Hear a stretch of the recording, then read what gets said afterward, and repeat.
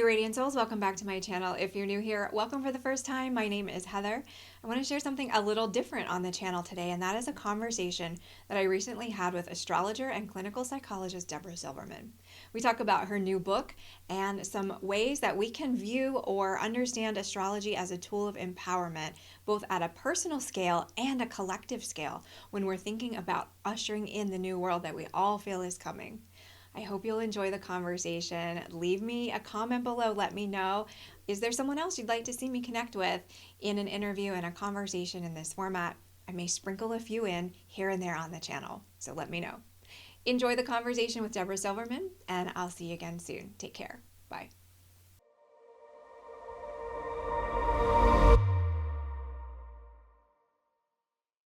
Debra Silverman, thank you so much for joining me today. It is an extreme honor and such a pleasure, and I can't wait to see what we dive into. And I just want to tee it up first by saying I think we share a similar mission in life. My mission is to empower other people to see their own divine radiant light. And I think you do that so beautifully in such a lovely way of merging the esoteric and the practical to show people, here's a mirror. You can look in, and I promise it's okay. There's a couple boogers hanging off of your nose, maybe, but you're good. I've got you, girl. That was so So Sagittarius. I feel like we're looking through similar lenses, but I would love for you, for anyone who doesn't know or isn't intimately aware of all the amazing things that you do in the world, could you introduce yourselves and just tell us a little bit about what got you to this little point on the map in your life? So I would say I'm going to introduce myself from who I was. I'm about to have my 68th birthday this next couple of weeks, which is headed towards 70. So the beginning of my life and so much of my life, probably at least 40 years of my life, was an astrologer. I have a fascination since I was 10 when I saw the word astrology. I came in with a very heightened curiosity, and I drove my mother crazy asking the question, what are we doing here? Like, why am I here? And she kept saying, just eat your cereal. Because I was annoying. I had that Sagittarius need to, like, if someone explained this to me, my observer was on unconsciously at that point. And then at 15, I had a near-death experience that was a turning point that then included these giant questions became really personal because I was like, what? This isn't what we said. So that was the entrance. That first experience was the entrance of me saying, and I heard, nothing is what it appears, and this reality is not what you think. So that was young. I was a cheerleader, and I scared the shit out of the cheerleading squad because I came back and said, oh, you're not, they were. And in fact, I'm going to go to my 50th high school reunion in a month, and the girl that was the captain of this cheer, she started to cry. She was like, I don't want you to talk like this because I started doing these existential things at the end of that experience, and so that was the very young version. Fast forward, I went to graduate school and got a master's in clinical psychology. So I had a traditional Jewish upbringing, and it wasn't going to be okay to be an astrologer. I mean, no one even knew what that meant at the time. That was like in the 70s and 80s when you weren't born. And then Was too. I did 40 years, you guys, 40 years of being a psychotherapist, working one-on-one, one-on-one, one-on-one, every day. Like my kids will tell you, every day the phone would ring. I would do a session on the phone. The check would come in the mail. I would do a session on the phone. The check would come in. That went on until I reached 58. And that's when everything changed. Second Saturn return. There's two Saturn returns, you guys. 28 to 30, which we'll talk about, and then 58 to 60. And at 58 to 60, this is going to sound really funny, but it's just the story of my life. I had a meeting with Destiny, who was a woman who was her name. Her name was Destiny, and she wanted a reading. And at the end of the reading, she said, this is the best reading I've ever had. What do I do to help you do an online school? And I was like, this is 2015. I was like, an online school? Well, what does that mean? She said, could you do a curriculum and just design a way to teach astrology? And I was like, oh, I mean, all those years I was practicing, I was teaching for years and years and years at night. People would come to my house. There'd be 10 people, there'd be 20 people, and I would teach the beginning, and I made all these sheets up. And so I just transferred that online, but I included at that point, after all those years, the psychology of astrology. Like, what is the internal dialogue that gets inserted because of these astrological signs? So I married the two. And that was about 10 years ago that the school, or yeah, 10 years ago the school started. And now I would describe myself not as the healer, what you described, not the person that holds up the mirror, although my work does that. That's what the work is doing. Now I consider myself an elder who is concerned about this transition we're in and knew I was born for this and knew you were born for this, that everyone that's listening, you were all born for this, and that my job is no longer, although my school does that, what you described. People fall in love with themselves, they get self-reflection, they get language to understand their weirdness. Raise your hand if you are weird. Oh, look, everyone's raising their hand. So all those people get described, but, and my present day function is a midwife. I now feel like I'm no longer working for the individual. I'm no longer, I mean, the school does that. There's thousands. We've had 8,000 students go through the school, but I am watching the resistance in the collective to facing what we're about to happen. Like there's like, nah, nah, nah, nah, nah, nah, like, oh, give me this, give me that. Like we're doing everything we can to avoid speaking straight to you guys. We're having a baby. We've never had this before consciously. And it's very painful when the baby starts to come out. You're going to be screaming. And she is right now, mom's screaming. So I feel more like a midwife. I would describe myself now as an elder, someone that knows how to hold space, rest in the stillness, describe what people are going to have happen so they're not dismayed when everything goes right or wrong, because it's two schools right now. Some people are feeling so excited because their spiritual world and their podcasts and their teaching and and others are like, uh-oh, I can't figure this out at all. Everything's going wrong. I can't find home base. So there's a split. And my job is in the middle. And that's my function now as a midwife sitting in the middle going, that woman's having a hard birth. That woman's having an easier birth. What can I do to help you?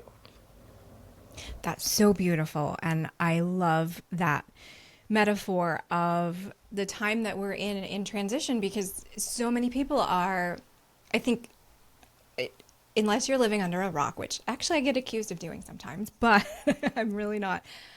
Everyone knows, we feel that something is coming. Wherever you're dialing into it, if you're looking at it politically, if you're looking at it ecologically, if you're looking at it from your relationships, everything feels a little tumultuous and a little chaotic.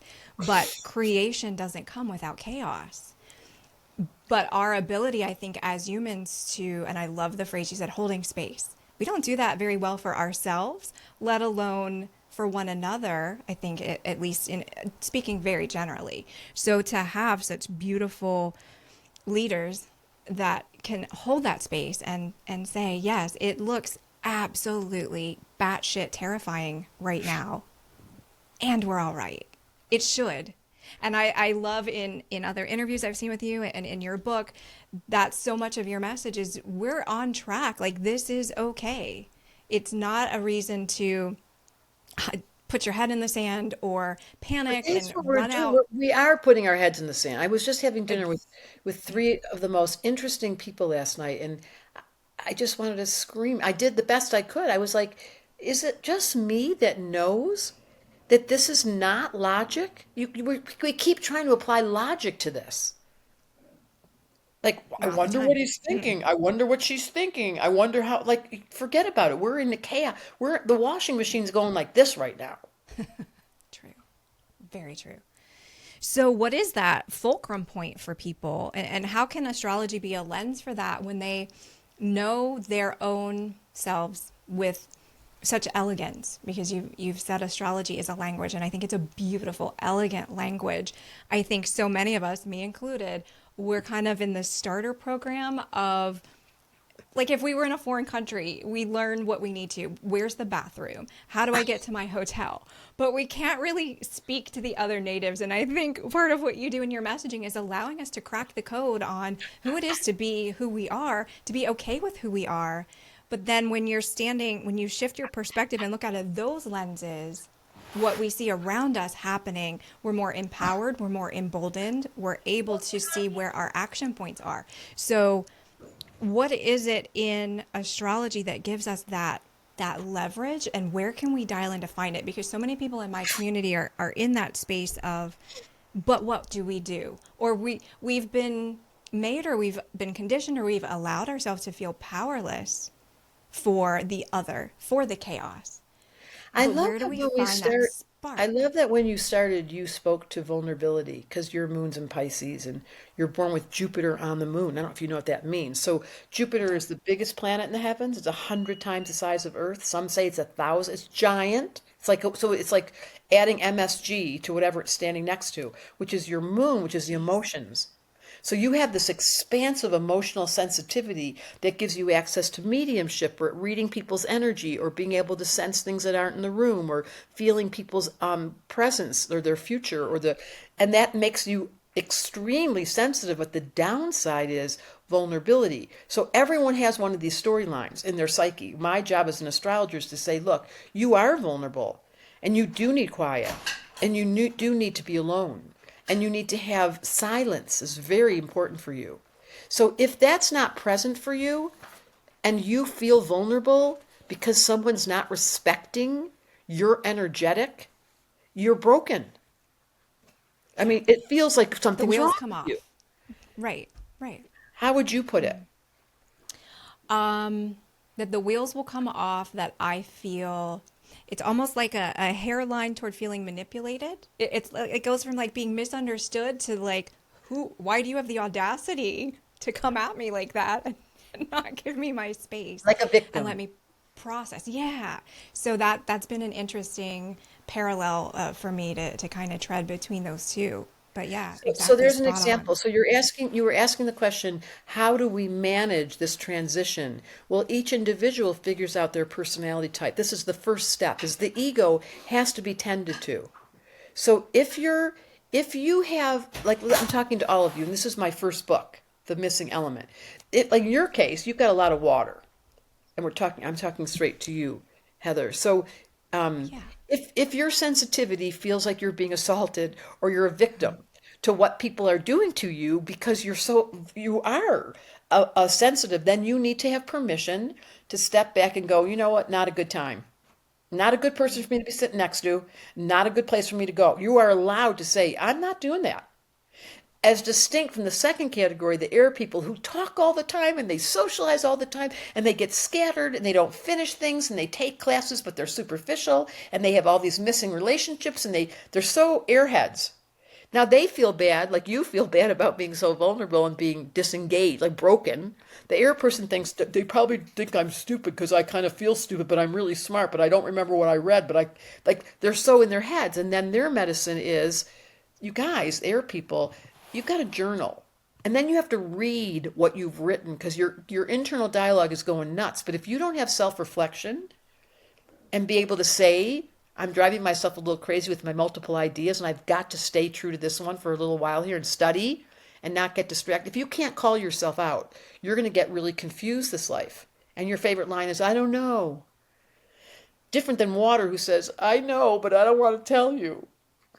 And then comes the earth person. And now, if you're one of these people, you wouldn't be listening to this podcast. You work all the time and you're grounded and you're cleaning and you're organizing and you're doing spreadsheets and you're making money and you're concerned about insurance and taxes and putting the silverware, the dishes, they have to have the forks up in the dishwasher, not down. Like all those details that make earth people so wonderful for us to have around because they're always responsible, they end up feeling like they're never doing enough. So this is how I'm describing how each character implodes. The water one feels like they're so sensitive they're a victim. The air feels like they're so confused they can't make a decision for the life of them, and they're kind of cute, but it's confusing. And the earth person feels like, you know what? I do my best, but I don't really have enough money, and I'm not really that good at what I do, and I'm aging, and I've got all these criticisms I'm going to say to you. Blah, blah, blah. So they get really taken out. And then the last one are the fire ones, and they're the ones that are super loud. They get really excited. They swear all the time. They spend too much money. They eat too much. They party too hard. And then they get really depressed because there's no one to play with. And then they get pissy. They start talking politics. And you're like, is there an off button on that fire machine? Because I have a family member and I always think of her. Like, just so much drama. And that's the low side of fire is if they're not careful, they are victims to the amount of energy that they source or that they want. They become like juicy, like addicted to the juice. So Mm-hmm. these are the low levels. This is in my new book. And the high level is, in your case, the stillness. the really deep respect for meditation and saying to people, I don't want to go to the party. And the air people, their permission is to say, listen, I'm really confused. I need to talk to someone. I'm going to go do counseling for the rest of my life so I can hear myself and realize I'm full of shit. And then I call myself out. This is one of my elements. And then I become super wise because my words are authentic. They're not, hey. And then the earth people, they go, you know what? I work a lot and I trust myself to always get it done. I'm not going to criticize myself. I realize I always do the job that's being asked of me. And then the fire person says, you know what? I am so loud and so wild that I've got to learn about spirituality because otherwise I am the one making the most noise, getting upset and creating drama. And I'm calling myself out. It's very entertaining when the fire person says, oh God, I'm doing drama again. We all go, yes, you are. But they hardly ever call themselves out. So it's all in the book, which I hope you've gotten. It's about the Yes. observer. Oh, there it is. The whole book is about, Highlighted and little I post-it love that. notes. Like, yeah, I love it. And it's all, you know this then, it's all about, once your observer's on, what does an astrologer do but come off the planet and look over at the human nature dynamic? This is what an astrologer does and goes, oh, so you have sun in Sag and moon in Pisces. You have fire and water. And they don't get along. You put too much water on the fire and it's out. You put too much fire and the water's not coming anywhere near. So you have a conflict internally of you're having so much fun and you want to be so big and you want to share your wisdom, and then your sensitivity goes, not in the mood. Now what am I going to do? I don't really want to go out today.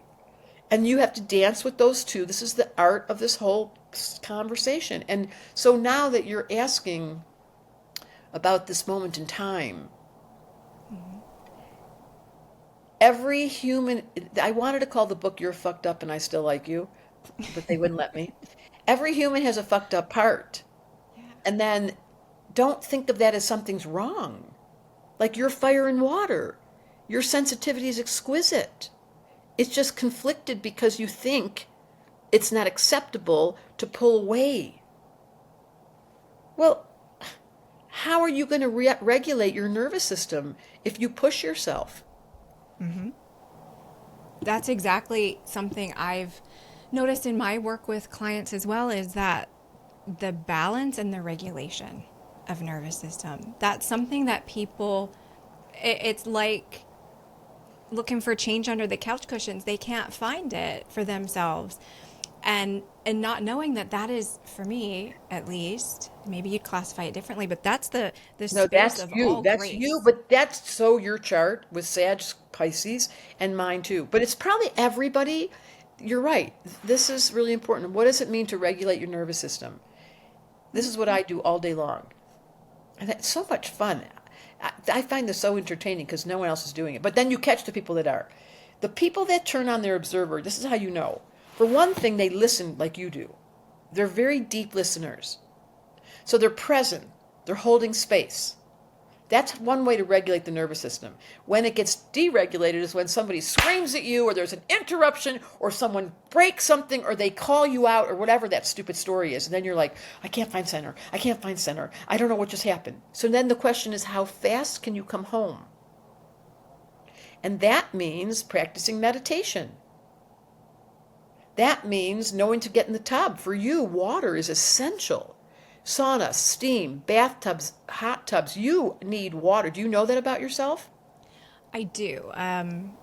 Even if it's hiking near a lake or the ocean or something, yeah, that will switch for me immediately Because into you're a an empath. happier. Do you know that about yourself? You have Mars and Yeah. Neptune standing together. You pick up everything. What does water do but clean it off? That's what water does. It makes everything clean after it's taken all the dirt off. So regulating the nervous system for people like you is water. For people like me as an air person, I have got to talk. So I have a therapist, the poor lady. I mean, it's embarrassing that I'm almost 70 years old, and if I don't have once a week someone to just blah, blah, blah, blah, I get all backed up. Well, I had to figure that out. And I was embarrassed by it, just like you're embarrassed by being so vulnerable. So regulating the nervous system is identifying your system. If you're earth and you don't clean, Or you don't go to Costco and go buy those Windex bottles. Like Earth people have got to regulate themselves with consistency and repetitive behavior and predictability. That when you start to break their rhythm and you want them to travel, they're like, how long are we going for? How much is it going to cost? And what are we doing there? And then the fire person's like, are you kidding? I've got to get outside. One of your regulation systems is nature. That's what I So said. Outside, like hiking next to water. That's it. That's the she's sweet home. spot. Right. So this, you guys, there's ways to know what your function is during this birth. What kind of midwife are you? Are you the one sitting in meditation in the other room, holding space and not thinking you're doing anything, but knowing you're doing something? Are you the one researching, watching the information, not turning off the news, but not, eating McDonald's? I think when people get into, it's so funny. They get into social media and they get addicted to eating French fries. There's no Yeah. nutrition in that stuff. I love social media and I Yeah. keep my observer on and I go, wow, dopamine just entered my body because I'm listening to a story that's really scary. And why do I like this is sick? And my observer's on and I go, Deborah, put down the phone. And that's the Hmm. observer. And so water, air, earth, fire. My first book, The Missing Element, you guys, if you want no astrology at all in it. It's a very simple, and it's done so well over the last, I want to say 8 years, because people want to understand the simplest basic principles of magic. If you can't Yes. sit in silence and rest, if you can't use your words to be authentic and say I'm vulnerable like you did at the very beginning, that was so beautiful. If you can't pay your rent or save money or know how to invest or know how to give big tips or be generous because you're so scared, and if you aren't having fun and having orgasms and having a drink, something's funny. How'd I do? Pretty good. Yeah. Go big or go home. Said the For sage. that. Exactly. So, a couple of things are coming to mind when we're looking at, again, I want to take it up to that collective lens.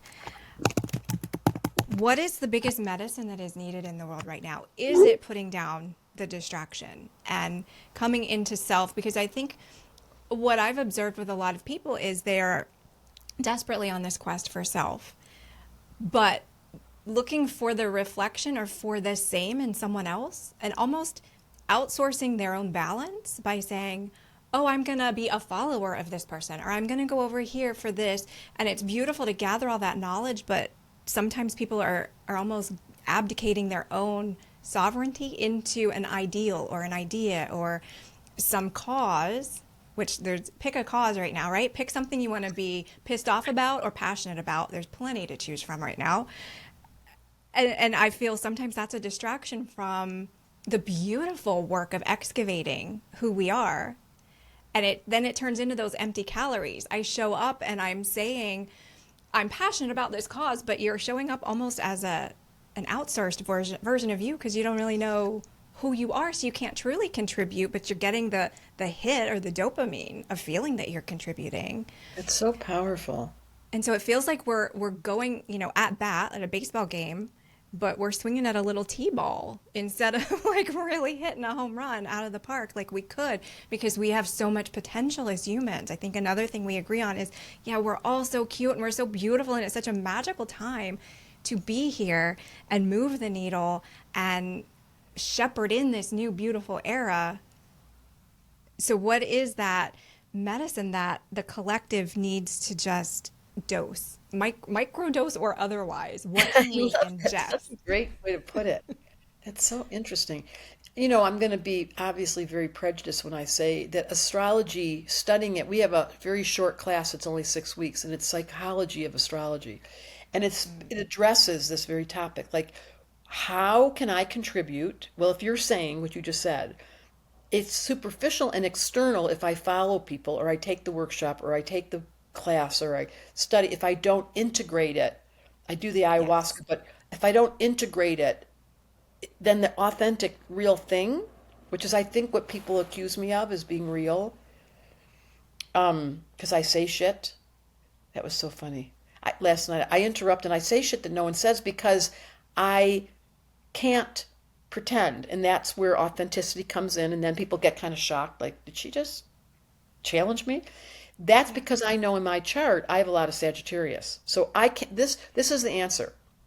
Go figure out your chart. Just stop everything. Know thyself was on the top of the oracle in Greece. It was the simple one answer. Get to know the system and the promise you've made this life. I can look at your chart and say, and yours is very clear, you wanted to be a medium. You wanted to live between the worlds. You wanted to see Yes. if you could be a bridge and stay alive without being afraid because in past lives you were so scared. Yeah, thank you.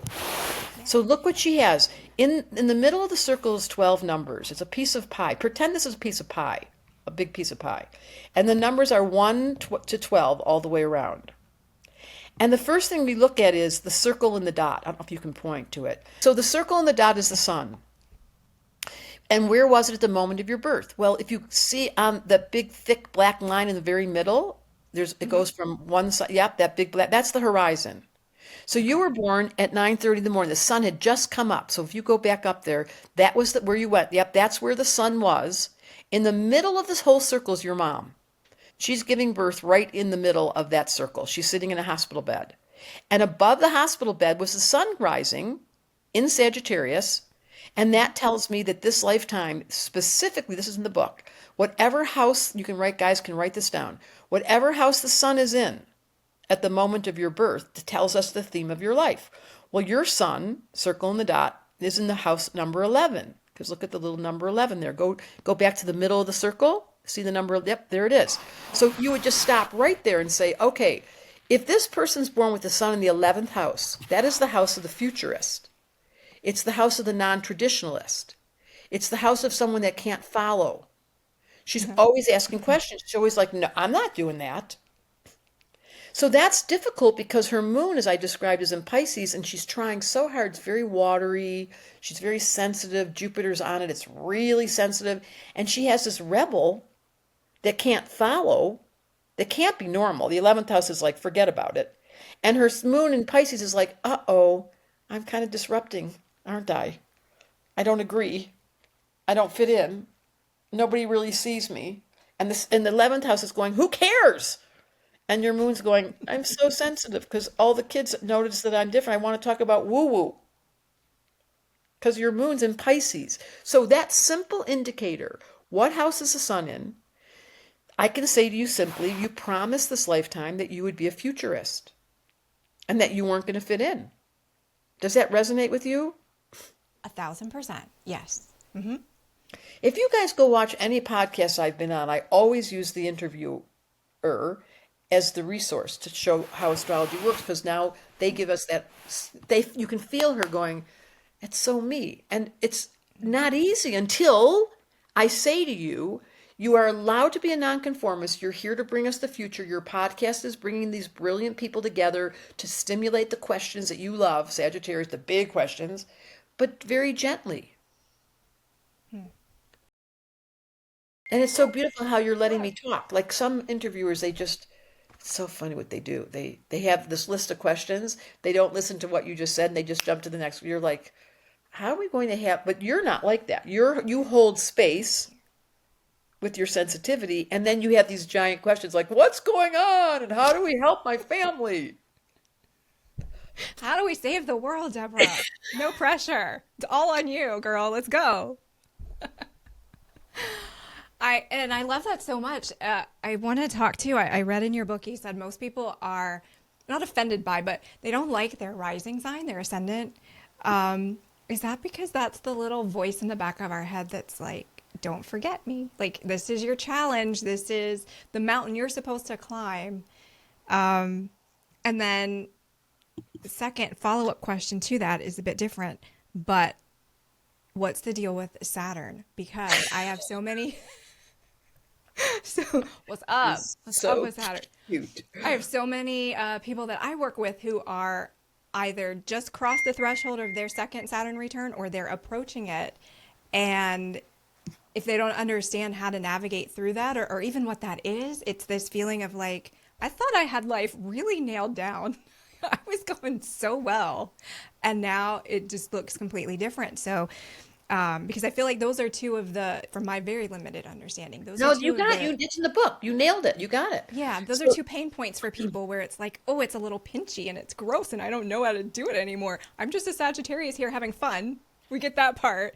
But then there's those other like shadows or challenging aspects. So how can you help us Well, navigate first of some of all, that? you're Capricorn rising, as you probably know. And what is the rising sign? But it's simple, you guys. What was on the horizon, the eastern horizon at the moment of your birth? So remember how the mom was in the middle of the circle? There's an Hmm. astrologer standing outside. And this astrologer goes running out the minute you take your first breath, takes a picture. And on the eastern horizon, remember that big black line you started with? On the Yes. outside of that black line on the left, that's the horizon. That's the moment of your birth. That's Capricorn rising at 27 degrees. That's how we know your soul. But why do we resist it? Like you came in this life to be a perfectionist. It must drive you nuts. I'm sure I don't know what you mean, Deborah. Well, let me explain it. You have a very high ambition to want to get it right. Like you want quality, you can't play superficial. Your Capricorn rising and your Venus is in Capricorn, and it's very intense, the desire you have to be practical in your contribution. Hmm. Like, is this podcast going to help anybody for real? She gets sick of just talking. Yes. That's your soul. And we resist it because the ego always takes over. I don't know who made that up. It's a stupid program, if you ask me. And then that's distinguishing now. That is the soul. The rising sign, what she's pointing at, is on the outside of the chart. It's the AC, it's Latin for rising sign or ascendant. It's actually ascendant is another word. It's what we're rising into. And yours is 27 degrees Capricorn, and you came in this life with the promise to perform excellence. But now look what's opposite Saturn. Go to the opposite. Yep, right there. You got it. That planet, the one, go down just a little bit. See the planet there at 16 degrees? There it Hmm. is. That's Saturn. So you've asked a brilliant question.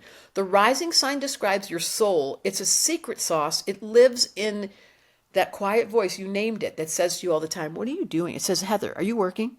Heather, what are you doing?" You're like, "Why are you nudging? Why would my soul be so irritating?" Hmm. Right? Hmm. Yes. And then your life lesson, this is the most important influence for me in astrology, and it's in the book. And it's very simple in our school. It's the last class of there's only six class. You're in a room with 10 people when you learn astrology, studying your chart. Everyone's studying your chart. So it's very personalized. It's very unique. It's not some kind of theory. It's custom designed, the class, for your chart. So we would say, okay, so she has Capricorn rising, she's Sun in Sag. She's got this really philosophical 11th house futuristic idea with this super sensitive moon who's picking up on all the dead people and feeling things no one's saying and wondering why no one wants to talk about it. And now we add Saturn. Her life lesson is in Cancer, her sensitivity. So now we've compounded the whole chart. You are an empath. Whoever Hmm. you're with, you become. It's like, and that's why you have to go be with the trees because they don't bug you. It's the funniest thing I've ever heard. Correct.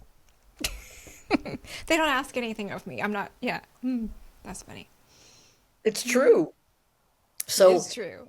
you guys, it's a bit of a weaving. It's like a weaver or Yes. a cook who puts ingredients into Hmm. this food. A really good astrologer, which is what I train. I have 23 astrologers from my school who are now professional. And when you call me and say I want a reading, I look at your chart and I'd say, "Uh-huh, you need to go get a reading from her because she totally gets your chart." So I match make. That's awesome. Yeah, and you heard, I've had like thousands of students go through my school, but only 23 have passed the test to get all the way certified so I can refer them. So if anyone is in here interested in astrology your whole life, but you don't know how to study it, it's too complicated, I teach like a fourth grade level. Like, okay, the sun's in the 11th house. She can't follow. But her moon is conjunct Jupiter and she's a mush push. Oh, that's right. And her life lesson's Cancer. So all she wants to do is take care of us. And she has to get outside because there's too many people here. It is very people-y. Hmm. Oh my God, you have the funniest chart. How old are you? I should know. 50. Yeah. I just turned 50 in December. You look so young. It says Debra Silverman staring back at me from her Well, I'm just youthful saying. glow. Yeah. That's just really powerful. 11th house people don't think like everyone else. They can't follow. They can't have kids because they're supposed to. They don't get into relationships because they're supposed to. They won't stay. They can't do. So good for you for fulfilling your promise because the chart describes what you signed up for. But the ego says, but I wanted to. Right. So that's because you have Saturn in your chart opposite. You saw that? Your rising sign, you Mm-hmm. have a purpose this life. Your chart screams. Saturn opposite the rising, opposite the soul. This is what you'll learn in the book. Saturn is the planet of our purpose. You could just simply study Saturn, and we start at the beginning. You've got Saturn in a water sign. Here we go again. So your promise this lifetime is I'm going to be a mush. And then on the upside of that, I'm going to be an intuitive. And then the higher side of that is I'm going to be a healer. And the low side is poor me. Yeah. Yeah. Yeah. Exactly. And it's opposite your rising sign, your soul. So that was the agreement this life. You were like, I really want to suffer. This is terrible what you said. I really want to suffer between my soul and my ego. I want my Saturn to be in Cancer, but my soul will be Capricorn and want to serve at all cost. And they'll just be a ping Mm-hmm. pong game. They're opposite each other. So, simply put, astrology gives the permission slip to say to you, Heather, nothing's wrong. Like, I'm single, which is a complete mystery because my rising sign's Libra. Like, I'm supposed to be a hopeless romantic, and I have the best relationships. I have men and women who I'm all in love with, but I didn't get to do tradition. I mean, I was married, my husband died. It was a tragedy again. And now I see it as I call it falling in love with your fate. It goes like this: falling in love with your fate, falling in love with your fate, falling in love with your fate. That's what I had to do. Yeah. Because who wants to argue? Acceptance. Exactly. Acceptance is such a power move in life. And I think too often we go against it. And almost like when we're saying with what's going on in the world and how we're ushering in a new age and beautiful and heaven on earth and all this, when we're not putting boots on the ground to make that happen in our own lives, there's that we're like, la, la, la, la, la, somebody else will do it. Somebody else will do the work. Somebody else will clean the ocean. Somebody else will pick something up somewhere. I'll just coast on through, ride their coattails because I don't feel worthy enough. I think worthiness is a huge It's deficit worthy. for a lot of It's people. the first part of the book. Our operating system has these design faults. And they say things like, I'm not worthy. Well, that's all your ego turning on you. And that's what the book is about, gremlins. And becoming aware of the gremlins that you had handed to you because that was your assignment. Yeah. Duh. I mean, that's what the astrologer Nobody does. checks the fine print in that contract. I can't even remember signing it. I was on drugs. I'm sure I was on drugs. I was drinking or something. Like, who takes Mhm. this assignment? What was I thinking? I was Yeah. raised in such a difficult childhood. It was unbearable. And then I end up having a husband who dies. Like, now don't tell me when they say the New Age movement, and you choose your parents and you choose your family. I'm like, no, I did not choose it. It was an assignment for me to learn some lessons. I did not go, oh, I can't wait to have my husband die. Stupid. I want to talk about death too a little bit because that's a lot in what the work I do as a medium, but can I tell you how I see the assignment the way you just said it? Did you ever watch the show Whose Line Is It Anyway?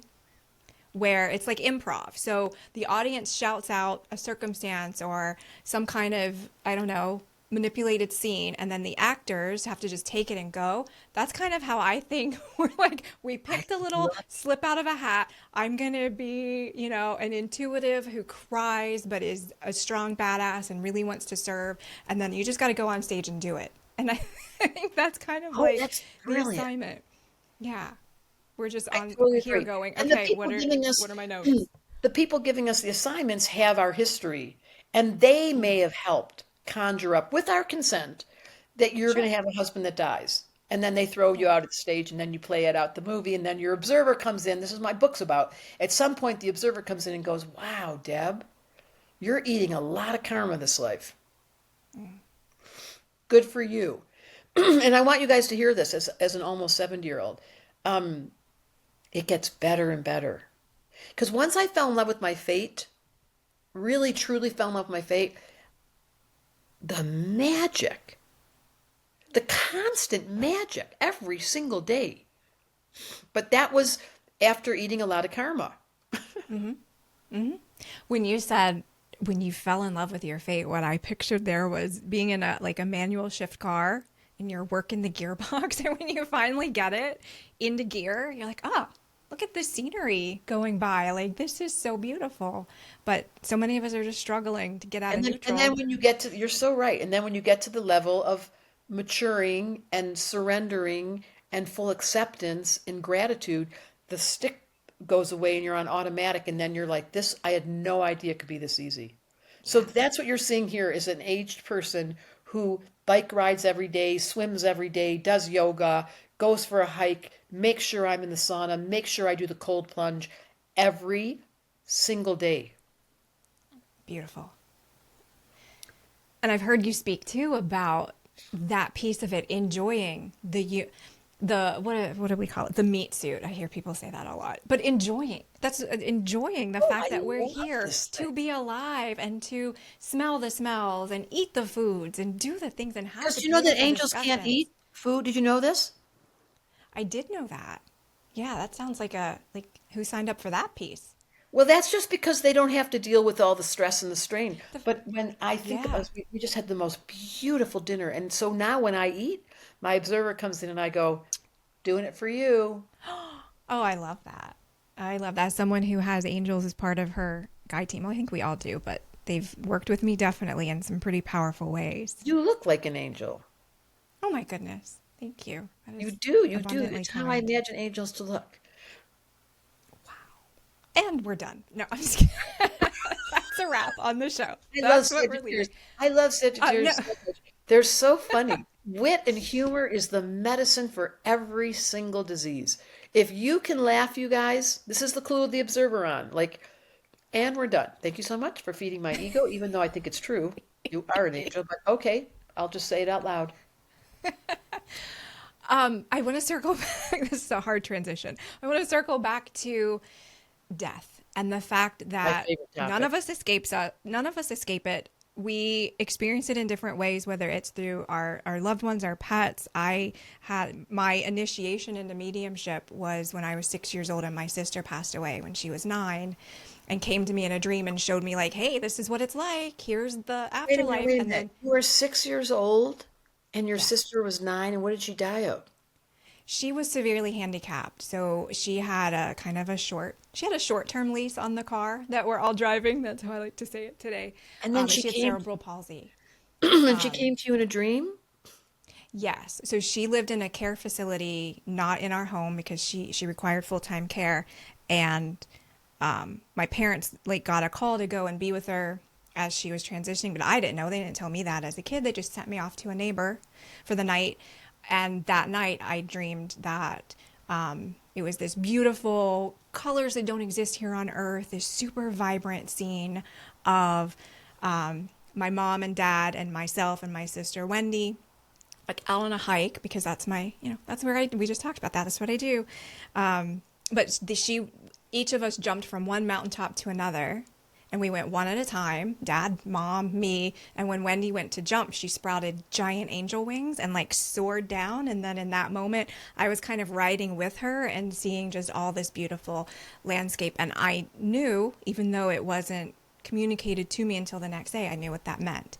But then part of my childhood, and we'll see what my chart says about this too, but was this absolute rock solid knowledge. Yo, y'all, this is not it. Like, this isn't all we're here for. This is the imaginary part. That's the real stuff. But being a 6 year old, I didn't have the emotional bandwidth or the capacity to really explain that to the adults who are just telling you the things that they do when a child dies. And so it was this weird bifurcation of I see all of the things behind the veil, but I also have to be here and be human. And a lot of you may not understand what I'm trying to say, so I'll just shut up until I got a lot older and decided, nah, It's I the can't. most beautiful story. Thanks. And do you see her? So Does she follow you around now, your sister? Yes, she became one of my primary guides and is always around at, I don't want to say at my beck and call because I think she'd be like, screw, screw you for that. But available for consultations. She does a lot of things in the spirit world as well. I love that story so much. Okay, keep going, you little But so, medium, so you. for me, death has been, it's going to sound really sad to a lot of people probably. Death has been a constant companion. It's never Oh, been my best something, friend. Oh no, I used to say it was my mistress. I couldn't tell anyone I was having an yeah. affair. She's been with me the whole time. I'm just studying this summer at Esalen with a man called Andrew Holchek. Do you know his work? Holecuk. No. He is a lucid dreamer and he specializes in death. He's about almost 70 and his whole message is it's just another dream. And if Yes, you can stay exactly. awake in this dream to when you get to the next dream, you'll be able to make those two worlds dance together without fear. Yes, that's beautiful and gorgeous and so profound. Well, And I you think so that's many, that's so you, Heather. That's because that is the truth. That's 11th yeah. house. You stepped over what they tell you to be scared to death. You're like, excuse me, this is my favorite topic. That's 11th house. They can't follow. And thank Yeah, God. physically cannot, like, cannot, I cannot. understand. I have a little bit of Yeah, 11th house myself. yeah. And then bearing witness to and ushering others as they cross from this life into the next What is is, more beautiful in the whole wide yes, world? yes.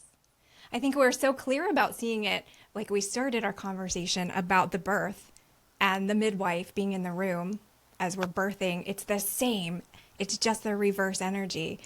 But we have such an aversion to it or a fear of it that I think we get stuck in different states of resistance and fear and Well, if rather you've than ever being in been in that a room sacred giving flow. birth and the woman starts to resist and the baby can't come out, there's a lot Yeah. of sadness and yelling. The same thing in a death. If you've ever been in a room when someone's dying and they're in resistance and they're in fear, it's a lot of sadness when someone's dying without surrender. Death and birth are the same family in astrology. It's the eighth house of life and death, and it's my favorite topic. So we have sisterhood in that one. I love that. Yes. So, from your perspective, is the world dying or being born right now? Well, isn't that a great question? So you really made it clear when you said the beginning of our conversation was about the birthing, who's the midwives. Is this going to be a stillborn? Is this going to be a healthy birth? Is this going to be preceded by a celebration? Or is it going to be so tragic and sad because we were all so scared? So, these podcasts, you guys, listening to these podcasts are so important because we're managing your nervous system with a new thought. Oh, let me think about that. Is death or birth something that I should be scared about? I went into my birth, and the woman, when we finished, I Mm-hmm. did a home birth in the water, and the midwife said to me the next day, it was like watching a woman give birth to her fifth child. She was like, you were so surrendered. Because I know in past lives I've been Wow. a midwife. I know that I've been in the room when they die. This is nothing to be afraid of. But if you haven't seen it and you're feeling that, to your point, the collective is resisting with their mass distraction, the weapons of mass distraction sitting in their hand, we're so distracted. What if we just stopped Yes. and said out loud, this is scary.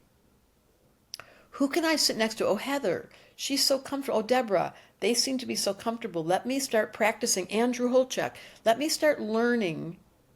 Like he's really teaching lucid dreaming. He's trying to teach me, I'm studying with him now, the practice of, which I can't do, but the practice of being awake when you're falling asleep. Like staying aware of Yes. leaving this, but I can't do it. I've done it not. I can't be. So I'm still working on it. Lucid dreaming, staying awake inside the That is so dream. cool. I love that. So, what haven't I asked that you would like to speak to? I like to add that question as well. Or what's on your heart and moving I through think you what's really in this important, moment? which I'm puzzled by this whole lifetime, study astrology, come to our school, take the class, let your left brain get saturated in ancient wisdom. If it's not astrology, if it's human design, if it's the gene keys, if it's the Enneagram, if it's but take something and go all the way. Can you be aware of what you're consuming and give yourself the gift of some real, and that's what's so beautiful about Heather, some really sincere effort by people. She's Capricorn rising. Nobody's in this room with her unless she vets them. True. Like you're a quality control person. True.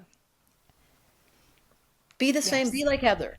You 100%. guys, give yourself permission to go deep and drill down and stay the course. And if you want to, my school only opens in September and January. There's only 2 times a year. And it's a wait list. And not every, we sell out because it's real. You will know yourself when you finish the class. Debra Silverman Astrology, it's 3 words, Debra, on Instagram, on TikTok, on Facebook, on I don't know. And the book I Don't Believe in Astrology is on Amazon, as is The Missing Element. There's that book. I I know, it makes me definitely so recommend proud. it, you guys. It's a great read. You'll Thank you. yeah, it's beautiful. Thank you so much for spending some time with me today, with the rest of us here, and for all that you're doing to uplift and motivate and help us shepherd in this new age. It's been such a delight to connect with you. Thank you. Thank you so much.